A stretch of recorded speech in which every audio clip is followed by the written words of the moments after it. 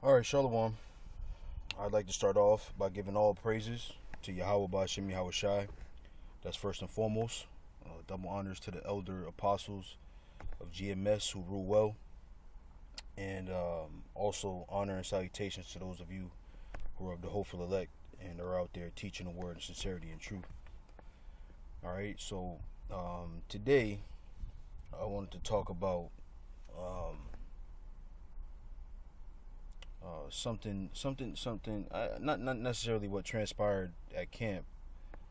We had a situation where some I don't know how to say, some misfits, if you will, some thugs were a little bit upset by something that had happened the week before by way of ISUPK, because they got a Boston camp that teaches around the corner from us. And I guess they had done some things, and they had those guys all riled up, and they thought it was us that had did it. But it wasn't so much the situation. It wasn't so much them getting all rowdy or whatever, as much as it was the way Elder Adama handled the situation. And I've said this before, that the brother can write a book on conflict resolution. He's got a knack for getting into the soul of somebody and calming them down. And the Lord blessed him with that gift. He's always been able to he knows when to be aggressive. He knows when to be passive. And the Lord blessed him with the spirit to know the difference. And I was thinking about it, man, and I said to myself, he always has this mentality that he teaches us, is to be blameless, right? And when you're out there in the world, no one should be able to say nothing bad about you. And the gratifying feeling you get knowing that no one can say anything bad towards you. And I said to myself, and it's a good lesson to learn, because we represent something much bigger than ourselves. We represent something much more past, just our individual selves. We represent a nation, right? And here we are calling Esau and Edom the wicked. How do we look when we're behaving just as wickedly as them? So you gotta manage each situation, knowing that you represent something more than just you. It's not when you're even, especially not just at camp, right? But in your everyday life, right? Because there's gonna come a time where the people in your everyday life are going to see you maybe on the news, or y'all might be locked up in the concentration camp, and they might have you center stage. These Israelites, or whatever they do, right? They're going to persecute you, and they're going to show clips of you and how you talk about Esau and how you talk about the wicked two-thirds. And what the last thing you want is for somebody to look at you and say, well, nigga, you was talking all that shit, you was doing this behind closed doors, or you was doing that behind closed doors. And it doesn't look bad necessarily on you, but on the whole family of Israel as a whole and what we stand for.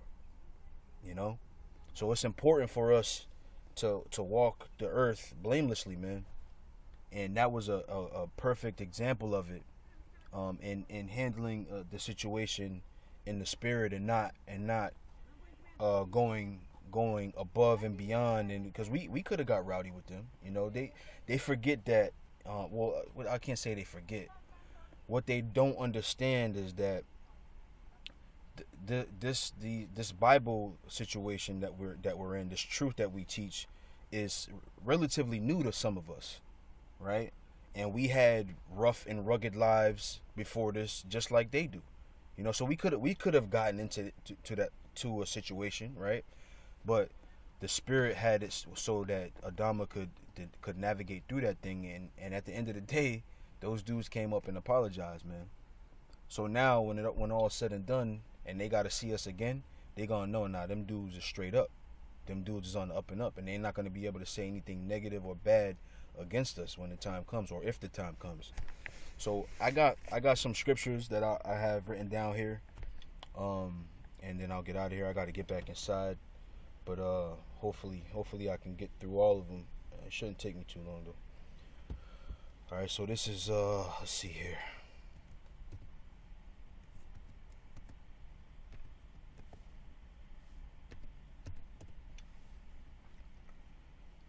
All right, so this is Philippians 2:14. It says, "Do all things without murmurings and disputings, okay, that ye may be blameless and harmless, the sons of the Most High, without rebuke, in the midst of a crooked and perverse nation, among whom ye shine as lights in the world." Right. So we're telling people that our way is the right way, right? We're telling people that to follow the scriptures, follow the law, statutes, commandments. This is why we fell off. How would we look if we are doing the same things as them? We're the light of the world. So in that light, we can't have any specks or that will cover the light, any shadows that would cover the light to make the light any more dim, right? Okay, so it says, holding forth the word of life, that I may rejoice in the day of Hamashiach, that I have not run in vain, neither labored in vain. Okay, so that's what we are to hold ourselves blamelessly, man. Because people watch us. As a matter of fact, people watch us, right? And they're looking for us to say something wrong, in the wrong way, or the wrong things, right? So this is Isaiah 29:20. It says, for the terrible one is brought to naught, and the scorner is consumed, and all that watch for iniquity are cut off, that make a man an offender for a word, and lay a snare for him that reproveth in the gate, and turn aside the just for a thing of naught. Right. So they're waiting for us. Look at the amount of exposés they've done in our innocence. So imagine if we were out here having an ought against us, right? Having something that they can actually say that is wrong that we've done, how much they would run it through the mud, man. Look how they took the rape thing and turned it around and said, "Oh, now all of a sudden we rape 9-year-old girls." You see, and that accusation is in our innocence. So how much more if we actually out here acting up, man? How much more will they take those words and drag them through the mud and plaster them on all kinds of media outlets for all to see? And Esau is waiting for a slip up, man. Esau is waiting for a slip up so he can say, "You see, this is why we have to do this." So they're already gonna have some kind of false flag to take us out. But imagine if it came from one of us. And this is why we're so adamant about the way you behave and the way you conduct yourself in the truth, man. Because it ain't just you. You represent a whole body of people, man. Okay. So the next scripture is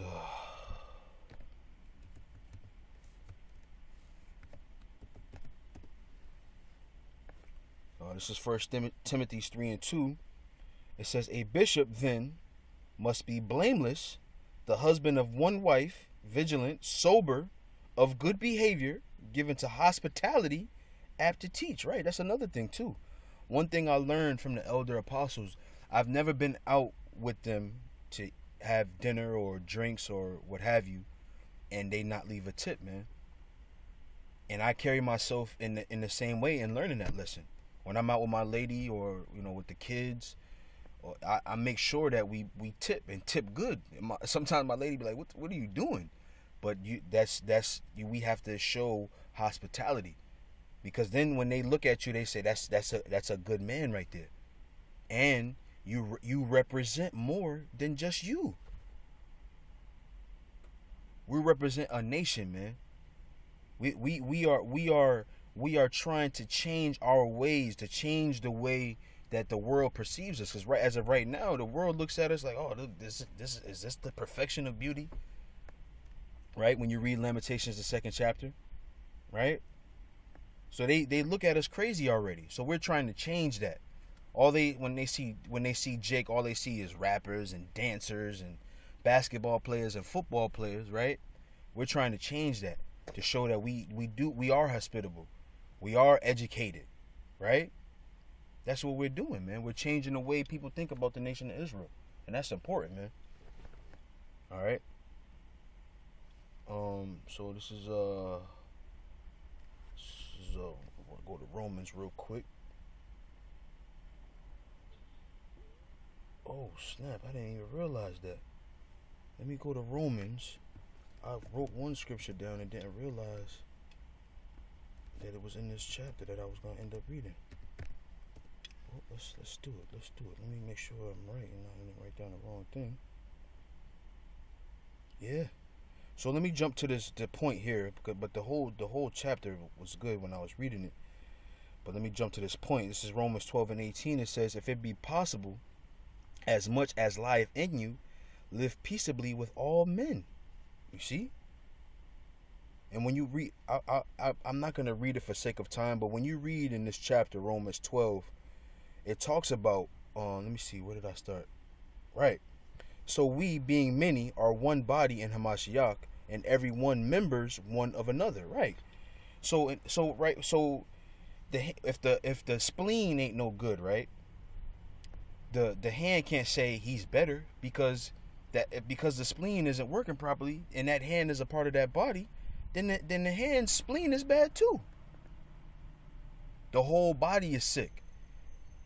When you have a head cold, your stomach doesn't say, "Oh, that's the nose acting up." It ain't me. You feel miserable in your whole body, man. You know. So I recommend, to read that chapter, man. We're all one body. We all represent one another, and I always say that when I'm doing something, and I always think of course, that noise, Salakia. But when I always think of first what the Yahweh Bashim Yahweh Shai would think, what the elder apostles would think, and then I think to keep it more personal to myself, what would Adama think?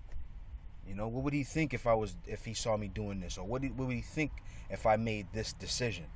If I said this way? And that's how you should conduct yourself, man. That's how you learn to self-discipline when you think of external discipline. How would that person do, or how would that person feel about what I do? Okay? Those are all important things, man. So let me see what else I got here. Let me see if I should read this. I'll read it because it's important. This is really important. So when you go to Isaiah 53, it talks about how he wouldn't open his mouth when he was accused, right? So I want to go to the account in Matthew's here. Okay. I'm going to read this. It says, this is Matthew 27:11. It says, "And Yahushua stood before the governor, and the governor asked him, saying, Art thou the king of the Jews? And Yahushua said unto him, Thou sayest. And when he was accused of the chief priests and elders, he answered nothing. Then said Pilate unto him, Hearest thou not how many things they witness against thee? And he answered him to never a word, insomuch that the governor marveled greatly." Now, why did he do that? Why didn't he respond? Because he knew what he did. He knew what he was about. He knew what he was there to do. So there was no need to respond, right? And we are to take that. Why would we respond to them saying, "Oh, they said they was gonna go up in this building and kill this person and do this thing to that person"? Why would we respond to that? We know what we're here for, and we know what we're here to do, right? And I thought that was a fantastic example, man, because this is gonna happen to us, man.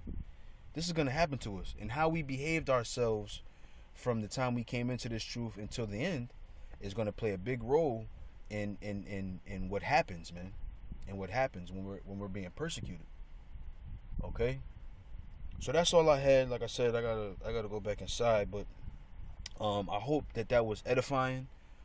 It's just a thought that I was having throughout the day. I was thinking about what transpired at camp. But hopefully, like I said, it was edifying. I want to give all praises to Yahweh Ba'Hashem Yahweh Shai Ba'Hashem Racha HaKodash. Double honors to the elder apostles and GMS who rule well, and also honor and salutation to those of you who are of the hopeful elect and are out there teaching the word in sincerity and truth. And with that, I say shalom.